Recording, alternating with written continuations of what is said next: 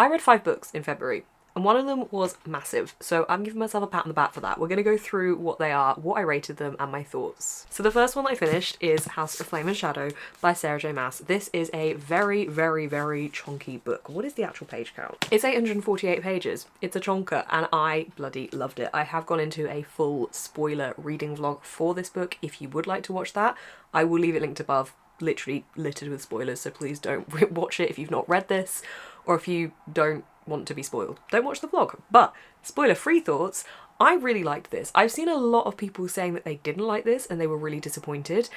And I can understand certain reasons behind that possibly, but for me, it gave me what I wanted it to give. It had loads of big epic moments, loads of character development, lots of interesting character moments as well. We got to meet or understand more characters that we've met along the way and like get to know them a little bit better, meet a couple of new characters, get potential different storylines going on as well. I just had such a good time with it. I thought it was so fun and it just gave me what I wanted it to give. And yes, it reads slower because there is so much going on and you are chopping and changing between different people's perspectives quite often, and at times that did feel a little bit jarring because it wasn't often clear that you were about to change to a different perspective.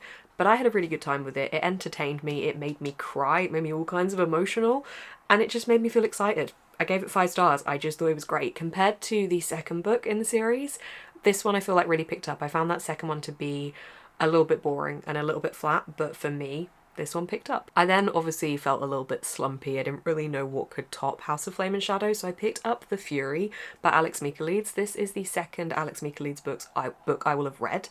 Haven't yet read The Silent Patient, though I do have it on my TBR for this month, but it's been on many a TBR in the past and has never quite made it to the top of my reading list, but I do really want to give it a go because apparently it is this author's best book. This one is taking place on an isolated island. There's a group of people there and one of them is going to be killed and one of the people there is going to have killed them, and we're following this through one character's perspective as they kind of recount the story as to how it got to where it is by the end of the book. I honestly found the narrator quite irritating, but I think you were meant to find them quite irritating, but they kind of spoke directly to the reader and it felt really weirdly unhinged and unsettling, and I completely get that that is the point, but it just... yeah, I don't know. It didn't feel like it was that much of a mystery to me. It didn't really feel like there was much intrigue. I didn't really care who the murderer was. I didn't really feel like I was trying to guess either, and I like feeling like I'm trying to work it out with the characters when I'm reading a book. It's not that I thought I knew the whole time or anything. I just didn't really care to guess. It didn't really hook my interest, and I felt like the writing just wasn't quite for me in this one, so I gave this 3 out of 5 stars. Then for episode 1 of the new series of Cover to Cover, which is now live, which I'm super excited about, I will leave it linked above, I read Oh Caledonia by Elspeth Barker. This is a gothic novel following a young girl who we are told immediately in the story is going to be found dead when she's 16. So we're following her whole life up until that point.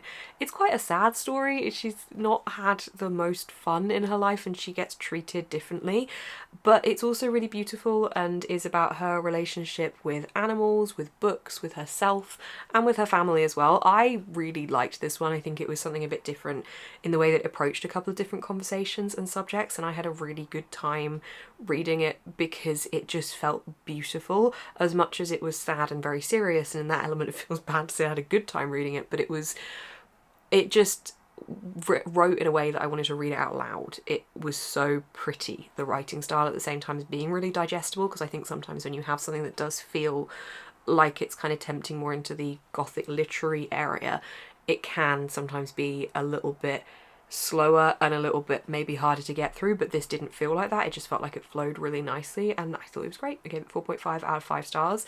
There is a couple of conversations happening in this that are pretty dark and it definitely deals with a couple of different topics. If you want to know more about that, have a look at my cover to cover vlog because I go into a little bit more detail about that, but yeah, check that out if you are considering picking this up. Then I read A Haunting in the Arctic by CJ Cook. This is my 4th CJ Cook book. The first 3 were kind of part of like their own trilogy. They weren't as such related to each other, but they were considered like 3 books together and they were all kind of feminist witchy vibes. So I picked this one up thinking that it would kind of have that element to it, and it did to an extent. I don't know how I feel about this one. I'll tell you my rating at the end of talking through it, but I started off not really clicking with it. It's following 2 different perspectives of 2 people who are linked to this specific boat. So this was a whaling boat and then a research boat. I'm saying boat, ship. And in the first storyline, we're following somebody who was unwillingly brought onto the whaling ship in the early 1900s. And then in the other storyline, we're following somebody who has gone to this whaling ship in modern day before it gets destroyed to document it for an online series they're doing. So we've got the modern day and we've got the past, and we have the horrible situation that befalls the character who has been brought there against her will. Really grim stuff happening there. Again, lots of trigger warnings for this one if you do feel like you need to look them up. And then in the modern day, we've got some weird stuff happening. We're not really sure what. There's a lot of question marks over the modern day stuff, and I think I did find that interesting. And I think once we start to get more of those question marks in the story, that is more what pulled me along for the rest of this. And I think at the start it was slightly unsettling and strange, but it wasn't confusingly weird enough that I was like, where is this going? There was frustrations for me with some of these characters as well. I felt some of the actions were incredibly frustrating, and I just kind of wanted to shake the characters and be like, please do something better or different than this, because of the way that kind of then went on to shape the story. I guess that shows that I was invested in it, and it was obviously very deliberate to make me feel like that. So I'm so torn with this. I ended up giving it 4 out of 5 stars because by the end of it, I felt really intrigued, I felt really invested, I did really care about the characters and I wanted to see the outcome, and I felt like I was being taken on this twisty-turny journey.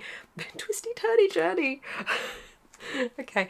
But I think the start didn't hook me as much, but then like I listened to this as an audiobook, and like the last 3 hours of it, I couldn't really put it down, so I guess I can say I enjoyed it. The 5th and final book I read in February was Catherine Kerr's Dagger Spell. I read this as an ebook. This is the first book in a very wide fantasy universe. There are 14 books written within this universe, and each they're split into different series. So this was the first of a 4-book series that was part of the wider 14-book world. It's a big epic fantasy series, and it's following 2 characters who are kind of fated to find each other in future lives, and the man in the situation is trying to help this woman discover her destiny and is trying to pull her onto that path in all the future lives. And there's magic, there's a little bit of a political system going on, there's romance in it. This is a series that my mum has been begging me to read for the longest time because she's read it like 3 times. She absolutely loves it. I have actually done a reading vlog for this book, so I'm not going to give you too many thoughts because that vlog is not live by the time you're watching this. I think it will be live next weekend, the weekend after. No, it's in a couple of weekends time. I'm very ahead of myself with my schedule at the moment, but I really enjoyed it. I thought it was definitely interesting as a new, well, not a new book because it's been out since the 80s, but a new book to me in a fantasy series, and I'm definitely intrigued to keep going with it. I really enjoyed the element of this fated destiny and these multiple lives type of thing, and I thought that was really interesting. Trying not to say too much because I don't want to ruin my thoughts and feelings throughout the vlog, but if you do want to check that out, keep an eye on my YouTube channel and just hit the subscribe and bell thing so you don't miss out on it, but that is coming very soon. That is the last book I read, and I gave it 4 out of 5 stars. This is the quickest wrap up ever. That's all the books that I read in February. I am definitely starting this year off slower with my reading, but I think I'm okay with that because I'm doing so many other things, and I'm just trying to take time to really enjoy what I'm reading. And I think in the case of House of Flame and Shadow, I really did that, and I really enjoyed the reading experience, and I felt very excited to pick that up, so that was a nice feeling. I still feel like I'm a little bit off the back of slumping from that book because of the sheer amount of stuff that was going on in it that I'm trying to still process in my brain. So I'm still definitely feeling the slump from that, but hopefully that'll shift soon. Thank you so much for watching. I'm leaving a link down below to BookBeat for a 2-month free trial. BookBeat is a new audiobook listening app with over 900,000 books in its library. It has so many choices, and it's also got a really nice user interface. If you're not quite sure what you want to listen to, you can just browse through the different categories and different suggestions. There are so many books there. I think it has the audiobook actually of A Haunting the Arctic. Let me check. It does, and it actually has The Lighthouse Witches, The Ghost Woods and Nesting, also by CJ Cook, which are really good audiobooks. Anyway, there is a link down below that gives you 2 months free, which equates to 40 hours of listening, so 20 hours 1 month and 20 hours another month. There is no commitment signing up. You can cancel anytime. The free trial is completely free, and you are only paying if you choose to extend your subscription beyond those 2 months. My affiliate link is down below. Thank you so much to anybody who does use this to sign up. It really does help me out. Thank you so much for watching this video. I will see you in the next one.